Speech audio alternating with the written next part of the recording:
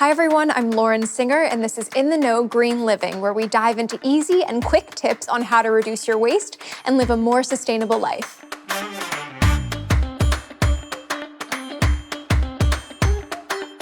One question I'm always asked is, I want to start living more sustainably, but where do I start? I'm here to show you that taking your first step towards a more sustainable life can be easy and it can be fun. Today, we're delving into all things kitchen related. I believe it's all about making small, gradual changes when we're talking about lasting impact.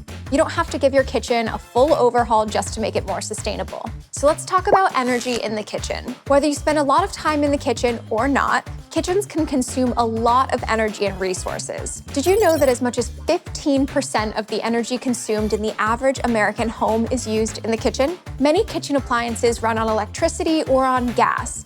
Gas which is sourced through toxic and environmentally destructive fracking practices. Since it's difficult to change where your energy comes from, you can make sure that you have energy-efficient appliances. Becoming more aware of what in your kitchen is outdated, inefficient, or wasteful is one great place to start. I recommend researching and upgrading your appliances, which you can find a lot of secondhand, or even reducing the use of high-energy appliances whenever possible. Why not use an energy-efficient, smaller appliance like a slow cooker instead of always using a full-size convection oven? I've worked really hard to keep plastic out of my personal kitchen, so whenever possible, try to opt for reusable and non-plastic tools. Most kitchen sponges are made of polyester and nylon. These are non-renewable materials that will never ever biodegrade. Instead of using a synthetic sponge, I love to use this package-free dishwashing brush that's made of plant-based fibers and has a wooden handle, which makes it really easy to get those hard-to-reach spots. You might be surprised at just how many sustainable replacements there are readily available, from bamboo and silicone cooking utensils,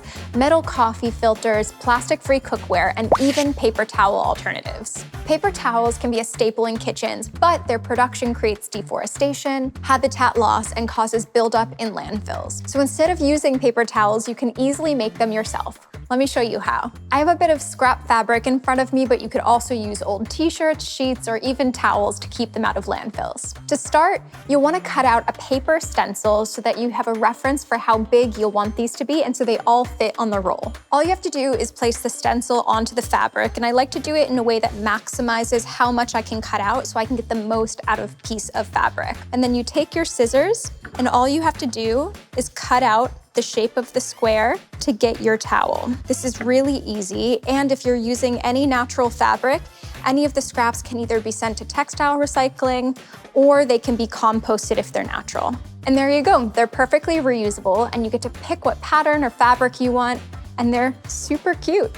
Fabrics like cotton are very absorbent, so they're great to use for making these paper towels. I also really recommend using old towels because, again, they're very absorbent and can stand up to all of the cleaning that they'll use them for. So unlike paper towels, which you end up throwing out after each use, these reusable paper towels can be washed and you can use them so many times. At the end of their life, you can send these towels to textile recycling, or if they're made of 100% natural materials, you can send them to some composting facilities to keep them totally out of landfill. When it comes to reducing your waste, I truly believe that every positive step creates a positive impact. And the best way to start is to find something that seems easy and accessible for you and just try it out. Remember, it's totally about progress, not perfection. I'm Lauren, and this has been In the Know Green Living. I'll see you in the next episode.